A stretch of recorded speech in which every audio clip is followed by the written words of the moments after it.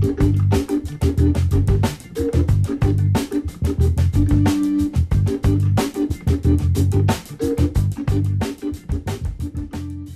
us how you got into knife making. You know, it's kind of an interesting story. You know, always have had an infatuation with pocket knives as a young man. How could you not? I mean, I think anybody going through the years, pocket knives, firearms, so on and so forth, are always a big infatuation. But you know, as I grew older, you know, no one within our family, you know, made art or pocket knives or anything. Most of our family members came from construction work and so on and so forth. So part of that trade I learned going through high school was, of course, in the construction trade, but always had a desire for pocket knives and so forth. Probably the biggest part of my experience came from you know, machining, tool making, and so forth. I probably had more of an infatuation as I grew a little bit older, understanding that you know, metalworking of any type, that you could actually cut metals and create different objects regardless, whether it be on the lathe or the mills, was a pretty interesting hobby at that time for me. But knife making kind of came at a challenge. I was a very novice knife collector, being very young. I got married very young too as well, so you know, being right out of school, having a young wife and a brand new baby, it was very difficult to spend any kind of money on good knives. So did have quite a few friends that were avid collectors and so forth, and they would constantly just show up with these amazing pieces of art, you know, and it was just infatuating to me to just see these amazing pieces outside of what you would typically see at a knife store, which would typically be like your standard brands, Buck knives, Gerber knives. At the time, Almar for me was a very interesting brand, and of course, probably one of my favorite brands was the Chris Reeve knives, you know, the simple Sebenza folders.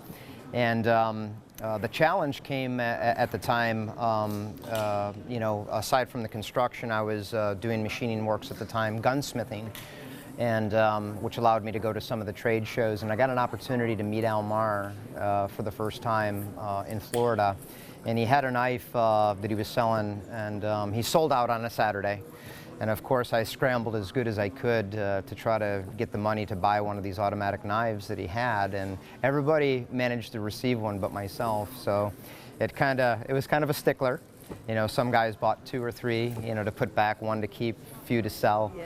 And I promised these guys, I said, one of these days I'm just going to make my own knives. I guess I probably should dabble. And they're like, ah, yeah, when you do, we'll buy them. Yes. It didn't happen for a while, but I did end up making a small automatic knife. And it was kind of interesting. At the time, I was working for Knight's Armament tool making. And I made the knife strictly for myself. It was for no other reason. So when did you make your first I made knife? my first knife in 1992.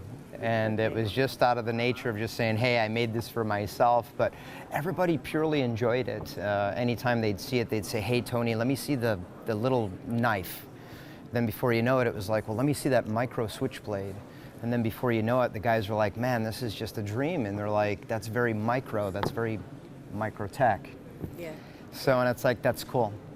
And what prompted us to get into the knife industry or knife making in general is I got invited to go to the Guild Show, which was staged in Orlando, Florida. And some of the guys from the shop, they're like, we know you like knives, we're gonna go Saturday, we're gonna enjoy ourselves. And it's like, well, we gotta work. It's like, you know what, you work every day. Let's go to the knife show. I'm gonna introduce you to some great makers, you're gonna have fun. Let's go. So we went. And of course, like it is nowadays, where you congregate at the knife shows, you meet friends, you eat, you drink, you smoke cigars if you do that sort of thing. And got an opportunity to meet some of the makers that I've often enjoyed their pieces. And they're like, hey, you know, sitting at the table and everybody's like, well, what do you have? What do you have? And it's like, hey, Tony, let me see that micro knife. So that knife got passed around at the Orlando Guild Show. And for hours that knife got passed around, and of course I would just ask my friends, it's like, well, where'd my knife go? And it's like, it's okay, the guys are just, they're looking at it. It's like, okay, maybe I'll get my knife back, maybe I won't. And it's like, that's just cool. So we had a distributor at the time come back a few hours later and basically say, you guys come and have dinner with us tonight, and we'd like to just take you out. And I'm like, well, I don't know this guy, and my friends that were with me are saying, it's fine. He's a good distributor. He stocks Benchmade, stocks this, stocks Reeves. We'll have fun. It's like, well, we have to be to work tomorrow. Yeah. It's like, it'll be okay. So at dinner, enjoying with the crowd, the distributor sat across from me and, you know, asked some questions about the small knife. Where did I get it? I said, I made it. And he's like, yeah, he made it himself. And his first one, and isn't it great? And he's like, yeah, this is really nice. And towards the end of dinner, he slides a napkin my way. And I open this napkin up, and it's a solicitation for 10,000 pieces of knives. And says, Tony, if you could produce this knife, I would buy 10,000 of these pieces today. And I was like, goodness, that's wonderful, but I work for Knight's Armament, I live in an apartment, and we need to go. And of course, my friends along with me are like, yeah, we're gonna make knives, this is gonna be grand, we're gonna all have a good time. I said, we're all gonna lose our jobs, and we're gonna be unemployment if the boss finds out if we don't show up. So it was kind of ushered along. The knife itself was a knife that eventually was called the UDT Mini Seal. And how it gained its name is we worked with a lot of military customers at the time, and they seen it and said, look, this would be an optimum utility piece. You know, contrary to popular belief, you know, big combat knives and so on and so forth, but just something handheld in the field, one hand open, was just optimum for just everyday chores. So everybody was gravitated because it was a very small piece, but very handy. So at the time, we had a few of the engineers that I worked with just thought it was the best and continued to prompt me along and say, look, maybe you should consider knife making. And I said, I'm very happy where I'm at, but they said you could be doing so much more with your career at this point. So the Microtech emblem, as we all know, was actually a gift from one of the engineer's wives, who was a field nurse, but also did engineering. And one day she'd come in and she'd mentioned, well, I have a gift for you. And it's like, well, what could that be? She showed it to me, and it's the Microtech emblem, because they called the knife the Micro, or the Microtech. She said, if you ever do a company, this should be your logo, Microtech, because of your knife.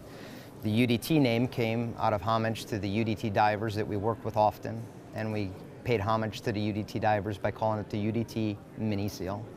And that knife, I had eventually you know, discussed it with my wife and said, look, maybe we should give this a try. It'd be maybe a good opportunity. And so she followed me off to the end of the earth to do this piece. And of course, we started making the knives off my apartment and so forth. So that's how it got started. That's how Microtech got started. We never really intended to, you know, go into heavy knife making, but it seemed like a really neat opportunity. Yeah. But I know that yesterday you told me that you also make custom knives. That is correct. So yes, starting out making knives, even though at the very, very beginning I made that first piece, which was very difficult. Making some of the pieces for the UDT Mini Seal, of course, I was able to get some parts machined at the time, but the rest of it I had to do myself, so I was forced to learn how to grind my own blades. And the neat thing about it is I can't take all the help on my, you know, for myself. I was mentored by, you know, one name that comes to mind is Chris Reeves. Every opportunity I had to learn from him, I took advantage. I've learned from Koji Hara, I've learned from some great masters, and they were very, very, you know, not as easy to be taught by because they were very, very old school, but what they seen is every time I took a technique and I brought it to the next level, they would show me more technologies. So had an opportunity to work with some of these guys early on. Perhaps you can show us a couple of the knives that you've brought with you today. Sure, sure. You know, out of all the different models that we've done throughout the years, our, you know, Microtech specialty has been, you know, the automatics and so on and so forth. And yes, I've continued to practice knife making all the way through, even though we have a much larger production corporation. That's my job, my passion, but what I like to do is I love to make new creations and art knives. So it's a continuing art, which I enjoy. Today, we just, two examples that we have is, we've also have had an opportunity to work with some of the best in the industry. This is a collaboration piece called the Sigil. It's an integral lock, very pretty. It's based on a design from Derek Monroe, who's out of Missoula, Montana, and great family, great maker. and he's just a hoot to work with. And the first time I picked up Derek's knife, I just fell in love with it, and I just thought, man, if we could do an adaptation through Microtech or even on the custom side, it would just be wonderful. So I've always enjoyed Derek's pieces, and our adaptation is just wonderful. We start out with 6L4V titanium. The blades are all, of course, all of our blades are made out of Böhler Udelholm M390 or LMAX, which we consider to be the best alloy in the world. It's made here in Europe, and it's phenomenal material. It really is. So the Sigil is, we've done a couple different adaptations, but this is the latest. It's the Mark VI, and rides on ceramic bearings, full beta titanium scales, and the Böhler, and just beautiful piece, beautiful piece. Okay. Can you just explain this? Well, the back spacer is, I find it to be one of probably the prettiest sections of the knives. That's why I Even as simple, as subtle as any of the knives may be, the back spacer, even on something as simple, could be decorated just to give it just a little bit of spice. So we do different adaptations, different blade flavors, but the back spine section itself could be colored or heat colored and so forth.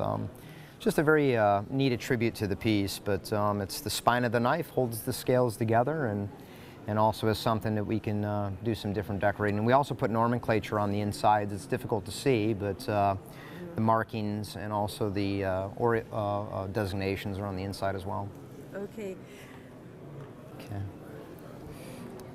Probably the latest adaptation of what we call the Matrix, with a full integral back. It's been a very popular piece throughout Europe and Americas, and continues to evolve. But it's a piece. It's hard when you make so many different creations of which ones to be fond of. But this has been a personal favorite of mine in many different adaptations. It's a knife that I carry and enjoy almost every day back at home. It never goes away. Sleek lines. What do you think of the show? It's wonderful. Of course, we always enjoy coming to Paris and meeting our friends. That's probably first and foremost. We love France, and to see our friends is probably our biggest, most important thing. You know, a lot of people ask, they're like, you know, you're a big corporation, you make the art knives. Well, you know, why you come into these small venues? And it's just for that. We're here to, show our support for our industry. Of course, show our support for France, and meet with our friends. And then, of course, if we can make some sales in the meantime and continue to brand, that's the most important thing. We will always be at this show for as long as it's open. Thank you very much.